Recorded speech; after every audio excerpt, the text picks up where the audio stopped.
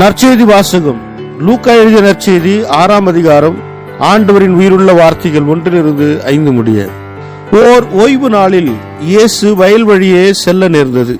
அவருடைய சீடர் கதிர்களை கொய்து கைகளினால் கசக்கி தின்றனர்.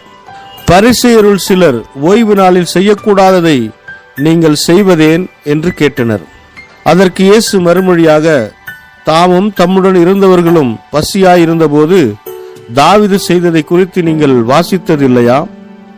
அவர் இறை இல்லத்திற்குள் சென்று குருக்கள் மட்டுமே அன்றி வேறு எவரும் உண்ணக்கூடாத அர்ப்பண அப்பங்களை எடுத்து தாம் உண்டதுமன்றி தம்மோடு இருந்தவர்களுக்கும் கொடுத்தார் அல்லவா என்று கூறினார்.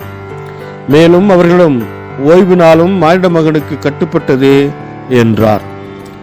இது வாழ்வு தரும் கிறிஸ்துவின் நற்செய்தி. கிறிஸ்துவே உமக்கு புகழ். ಲೂಕ ಅಧ್ಯಾಯ 6 ವಚನ 1-5. ಒಂದಾನೊಂದು ಸಬ್ಬತ್ ದಿನದಲ್ಲಿ ಯೇಸು ಪೈರಿನ ಹೊಲಗಳನ್ನು ಹಾದು ಹೋಗುತ್ತಿದ್ದನು. ಆತನ ಶಿಷ್ಯರು ತೆನೆಗಳನ್ನು ಕಿತ್ತು ಕೈಗಳಲ್ಲಿ ಉಸುಕಿ ಕಾಳನ್ನು ತಿಂದರು. ಕೆಲವು ಪರಿಸಾಯರು, ನೀವು ಸಬ್ಬತ್ ದಿನದಲ್ಲಿ ಹೀಗೆ ಮಾಡುವುದು ಮೋಶೆಯ ಧರ್ಮಶಾಸ್ತ್ರಕ್ಕೆ ವಿರುದ್ಧವಾಗಿದೆ ಎಂದು ಹೇಳಿದರು.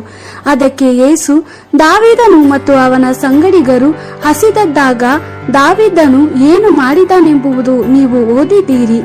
ದಾವೀದನು ದೇವರ ಮಂದಿರದೊಳಕ್ಕೆ ಹೋಗಿ ದೇವರಿಗೆ ಸಮರ್ಪಿಸಿದ ರೊಟ್ಟಿಯನ್ನು ತೆಗೆದುಕೊಂಡು ತಿಂದನು. ತನ್ನ ಜೊತೆ ಇದ್ದ ಜನರಿಗೂ ಸ್ವಲ್ಪ ಕೊಟ್ಟನು. ಇದು ಮೋಶೆಯ ಧರ್ಮಶಾಸ್ತ್ರಕ್ಕೆ ವಿರುದ್ಧ. ಯಾಜಕರು ಮಾತ್ರವೇ ಈ ರೊಟ್ಟಿಯನ್ನು ತಿನ್ನಬಹುದು ಎಂದು ಧರ್ಮಶಾಸ್ತ್ರ ಹೇಳುತ್ತದೆ ಎಂದು ಉತ್ತರಿಸಿ, ಮನುಷ್ಯಕುಮಾರನು ಸಬ್ಬತ್ ದಿನಕ್ಕೂ ಒಡೆಯನಾಗಿದ್ದಾನೆ ಎಂದು ಹೇಳಿದನು. ದೇವರ ವಾಕ್ಯವಿದು. ದೇವರಿಗೆ ಕೃತಜ್ಞತೆ ಸಲ್ಲಲಿ. Gospel according to Luke chapter 6 verse 1-5.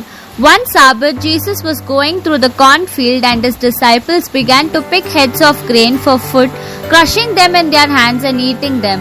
Some of the Pharisees asked them, "Why do you do what is forbidden on the Sabbath?"